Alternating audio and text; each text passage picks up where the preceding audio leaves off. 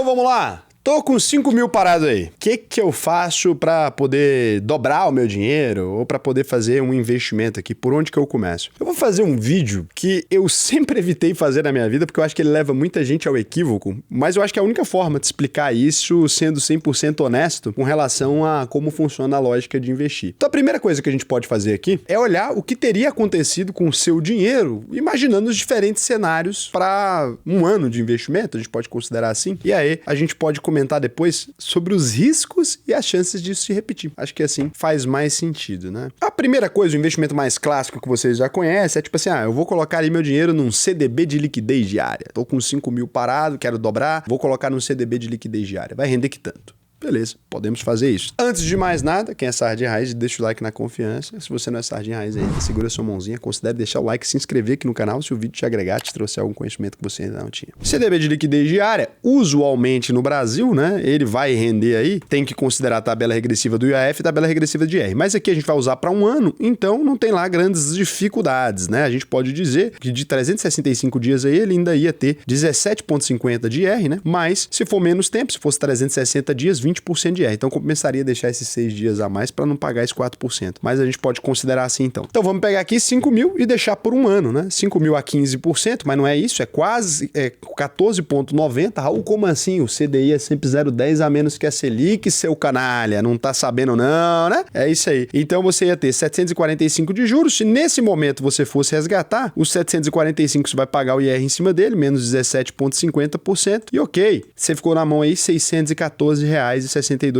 Nada mal, né? Rendeu R$614,62. Um ano, né? Vamos considerar só o rendimento líquido, não é isso? Você ganhou. Se a gente fosse colocar no Tesouro Selic, vai valer a mesma regra, só que tem uma diferença aqui, e agora o Tesouro vai ser líquido 24 horas por dia. Então, fica aí a conta, viu? A partir de março tem esse título novo. Você poderia colocar, vamos considerar, mesmíssima conta, a diferença vai ser que rendeu R$5 a mais, né? 17,5, então a gente vai tirar aqui, beleza, você ficou com 5 a mais. Até agora, Selic é campeão, vencedor. Aí agora vamos pro Alpo 11, rende a Selic aproximadamente, né? Pode ter uma variação no ano, mas a meta é buscar a Selic, só que ele tem um imposto diferenciado. Vai ser a mesma coisa, né? 750, só que em vez de tirar em qualquer momento, se você tirar com 30 dias depois, é só 15% de IR, não é igual à alíquota regressiva. É por isso que a gente criou ele. Foi eu mesmo que inventei isso, né? Isso não tinha. Então, R$750 menos os 15% ali, que é só os 15%, vai render a mesma coisa, você teria R$637,50. Até agora ganhando, hein? Agora aqui, você vai me falar, Raul, isso aqui tudo eu já sei, né? Meu princeso, meu príncipe, meu eclético. Agora, qual que é a grande marimba aqui? A primeira coisa é que a Selic ela não é estável.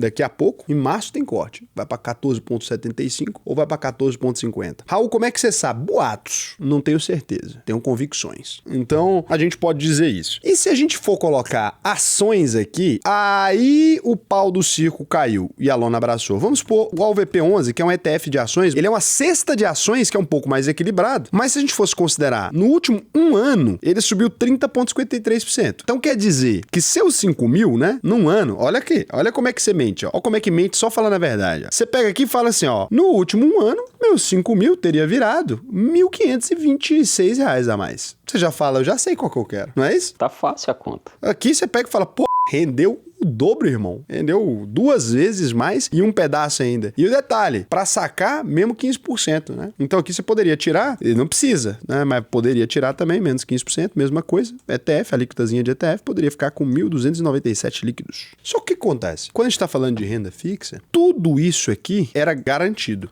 Não é isso? Pelo menos que vai render positivo é garantido. Pode ter uma marcaçãozinha a mercado, 2 dias do mês, 5 dias do mês, 30 dias do mês. Tô exagerando. Pode ser que tenha uma marcaçãozinha nesses dois aqui de baixo, que eles fiquem um pouquinho menor, 1%, 0,58%. No pior drawdown possível, acho que da história do álcool, na saída da pandemia de 2021, pode ter tido ali um período específico com 1,50 negativo, mas 1,50 e logo depois ele vai corrigir. Agora, quando a gente fala de ações, né, do ALVP11, no histórico dele, se você pegar, vai ter vários momentos que pode negativar 2% em um dia, 1,80% em um dia. Então, quando a gente fala de renda variável, ela varia. E esse é o grande problema, porque aqui dentro tem ações de empresas. Se você abre o ALVP11 aqui, o que você vai perceber? Que aqui dentro, né, desse ETF, ali dentro tem ações de Itaú, tem ações de Sabesp, tem ações de Banco do Brasil, B3. E se essas empresas não apresentarem relatórios convincentes convincentes e compatíveis, vai cair. Existe alguma chance histórica, se a gente pensar, tenho 5 mil para investir, vou investir no horizonte de 10 anos, né? Existe alguma chance histórica de, depois de 10 anos, esse valor tá menor do que aquele dinheiro que eu coloquei nominalmente? Nominalmente não, que seria na taxa de juros, sem considerar inflação, sem considerar nada. Nominalmente é improvável, extremamente improvável. Mas a gente pode vir aqui, ó, pode entender, em reais, a Bolsa Brasileira, se a gente pegar no período máximo, olha que interessante. Quem investiu 2008 até 2018 aqui, olha que loucura, período de 10 anos, olha. Até agora não ficou positivo nenhum dia. 2008 até 2018 ali, maio a abril, por exemplo, né, que seria, a pessoa teve um ganho de 19%. Cara, se a pessoa tivesse deixado esse dinheiro na Selic, ela teria multiplicado por sei lá quantas vezes, né? Ah, Raul, tudo bem, mas se a gente pegar aqui, desse mesmo 2018 ali, quem começou lá, até agora a pessoa já teve 146%. Sim, e quanto foi a desvalorização do dólar no período? Aí quando você vai olhar, ó, o EWZ, a Bolsa Brasileira nunca voltou ao normal desde 2008, olha lá. Aquele período, ó,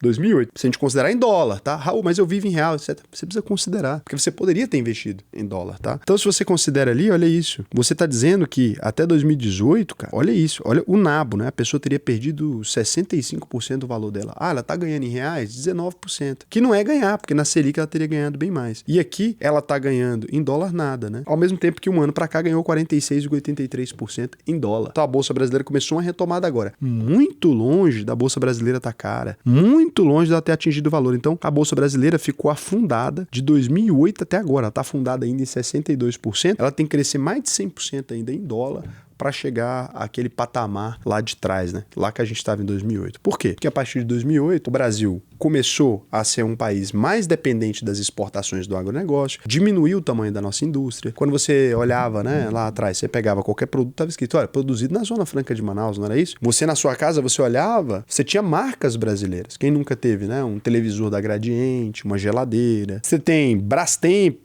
a Britânia, a Daco, a Lorenzetti, eram todas empresas brasileiras que produziam boa parte daquilo que a gente consumia. Hoje ainda produzem, né? Algumas coisas são produzidas aqui. Mas quando você vai olhar, o tamanho da nossa indústria diminuiu demais, a nossa economia caiu. Daquela capa do Brasil, né? No topo do mundo ali de 2012, que a gente olha para Times 2011, 12, a gente acabou se afundando bastante, né? Teve todo aquele rolo da Dilma, um impeachment, um atrás do outro. Nunca mais a gente teve uma estabilidade política. Tudo isso impactou os nossos resultados aqui. Então, quando a gente fala de Bolsa de Valores, eu gosto muito de Bolsa de Valores, principalmente brasileira. Quando você pega o índice aqui, não quer dizer que todo mundo perdeu dinheiro nesse período. Isso aqui é um equívoco redondo, né, de muitas pessoas aqui, que é o seguinte: Raul, existem empresas no Brasil que superaram isso aqui em dólar? Claro, cara. Se você vai olhar quem fez investimentos em VEG, por exemplo, nesse período, olha só, você pegar no período máximo, né, olha lá, 2000, Raul, beleza, então não é assim o mundo. Não é, ó, 2008 até aqui, você tá falando de 1.613%, né? Se você pegar Raia Drogasil também, pode pegar várias empresas. Se você pegar exemplos específicos, né, você poderia dizer que todas essas empresas, olha isso, né? 941%, não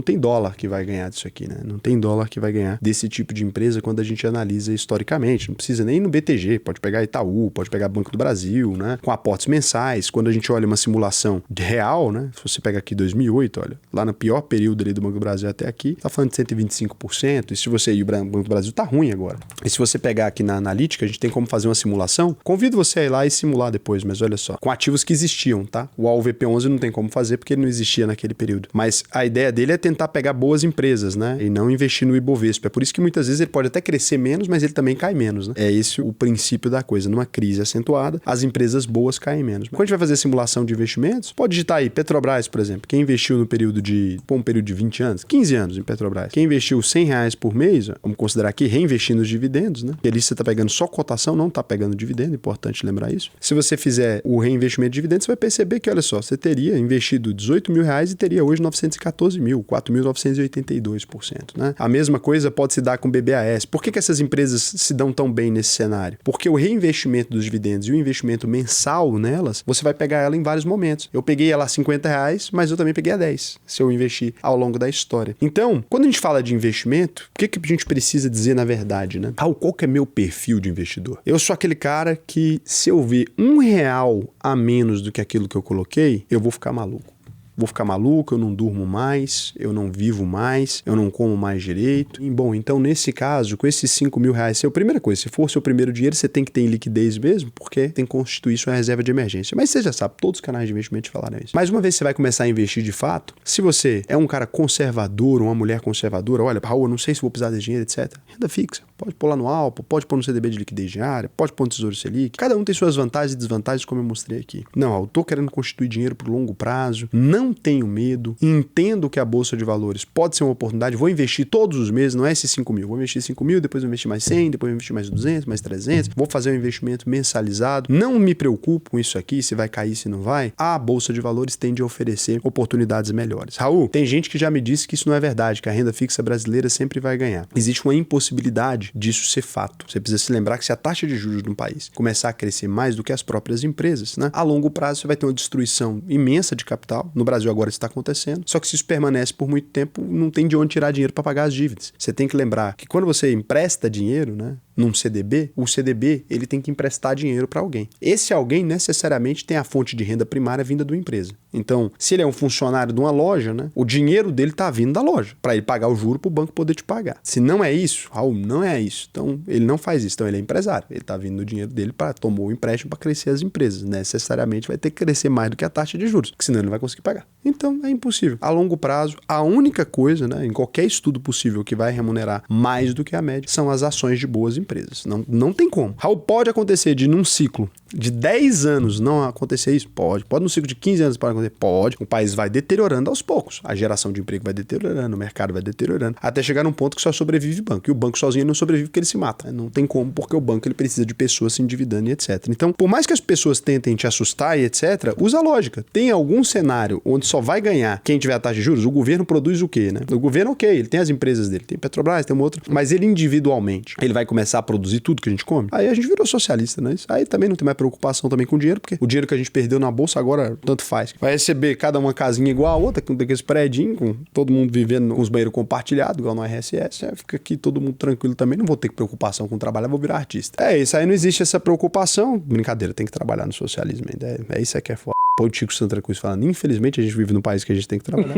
Já É bom demais. Infelizmente eu vivo num país que a gente precisa trabalhar, a gente precisa produzir e precisa de dinheiro. Então, se chegar nesse ponto, né, é porque o capitalismo acabou, então não existe. No momento em que a taxa de juros cresce de forma mais elevada, pode acontecer, mas não vai acontecer a longo prazo. Mas é importante você se aterrissar, não é porque isso é fato que você precisa ter estômago para isso. Vísceras é um alimento, todo mundo tem que comer? Não. Carne vermelha é um alimento, todo mundo tem que comer? Não. Milho é um alimento, todo mundo tem que comer? Não, tem gente inclusive que tem alergia. Sabia que tem alergia de milho? Arroz é um alimento, mas nem todo mundo vai comer. Então, todo investimento é bom. Dentre as classes de ativos, tem investimentos bons em todas as classes de ativos. Tem investimento bom na renda fixa. Tem renda fixa perigosa. Vocês já viram aí, CDB de banco perigoso. Mas tem mais, tem CRI-CRA. Põe aqui o vídeo pra você ver. Eu já falei sobre CRI-CRA, que paga 2, 3, 4 vezes a mais do que esses investimentos vão pagar. E isento de R, imagina. Mas porque o risco é muito mais elevado. Dá pra aprender a se aprofundar nessas classes todas. Aqui eu acho que eu te ajudei a entender 3 tipos de ativos diferentes com riscos menores, né? Investir no ETF é considerado menos risco que investir numa empresa só, oscila menos, né? Vai oscilar de acordo com o mercado. Ali dentro tem 40, 50 empresas, né? E você consegue investir com a maior tranquilidade. Agora, quer se aprofundar? Raul, cara, eu tenho um patrimônio legal, não tenho só 5 mil reais, eu preciso aprender. Tem algum jeito de eu aprender de maneira confiável? Tem. Não precisa confiar nos outros, pode aprender por conta própria. Se quiser consultoria, a gente tem também, mas eu recomendo aprender. Então você vem aqui, alvp.com.br, faça análise de perfil, preenche esse questionário aqui pra mim. Não é pra saber se você sabe do conteúdo. É pra saber que você tá alinhado com a nossa filosofia, não vem aqui achando que vai comprar um Camaro semana que vem operando no mercado, que isso não existe. E Camaro tá até fora de moda, entreguei a idade, né? Então aqui você preenche o questionário, se você concluir as aulas, fez cada módulo específico, pô, não aprendi a investir, cara, você mentiu pra mim que ia funcionar, não funcionou. A gente tem aqui a garantia, ó, a gente devolve 100% do seu dinheiro. A UVP é uma instituição muito séria, né? Tem aqui mais de 6 anos de mercado, desde esse tempo todo aí que a gente tá aqui, a gente nunca teve um mal feito, ninguém foi lá no Jus Brasil e falou, tá processado porque vocês não devolveram meu dinheiro, não tem nada. Então, é uma coisa muito bacana. E depois da conclusão, né? É porque quando você fala de oferecer garantia para 7 dias, isso é obrigatório por lei, lembra disso. Você comprou alguma coisa, você se arrependeu, você tem 7 dias. É o direito de arrependimento. Nesse caso aqui, eu não tô falando de arrependimento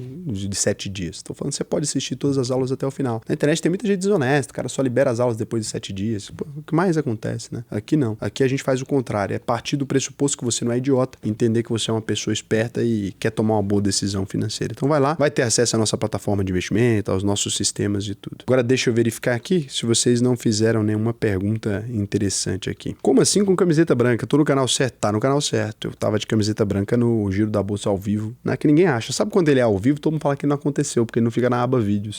É a coisa mais interessante. O Fabiano Guerreiro falou: oi, quando sai o vídeo de JP Morgan e o mercado da prata? Cara, qualquer vídeo que eu faça nesse momento, eu vou levar vocês ao erro. Eu gosto de esperar as coisas se consolidarem um pouco mais, porque vocês estão loucos para especular, né? Matheus Gabriel, uma pergunta, Raul. Com esse novo sistema de monitoramento, quem empresta o cartão para outras pessoas conseguirem fazer alguma compra ou algo do tipo e não ganha nada em cima disso, como ficaria? Olha, Matheus, vou te dizer uma coisa. O cara que ele pega o cartão dele e empresta para um amigo, um familiar, fazer uma compra, primeiro se lascar. Primeiro que ele já não é dotado de uma inteligência e de uma grande sabedoria. Então, pessoa que, limitado cognitivamente. Segundo, que ele já vai se lascar de todo jeito. Então, a menor preocupação dele é com o tributo, né? Porque é uma pessoa que, eventualmente, você vai tomar um calote e dizer: ah, Raul, mas é que minha mãe tem nome sujo e aí eu preciso emprestar meu cartão para ela. Adivinha o que ela vai fazer com o seu?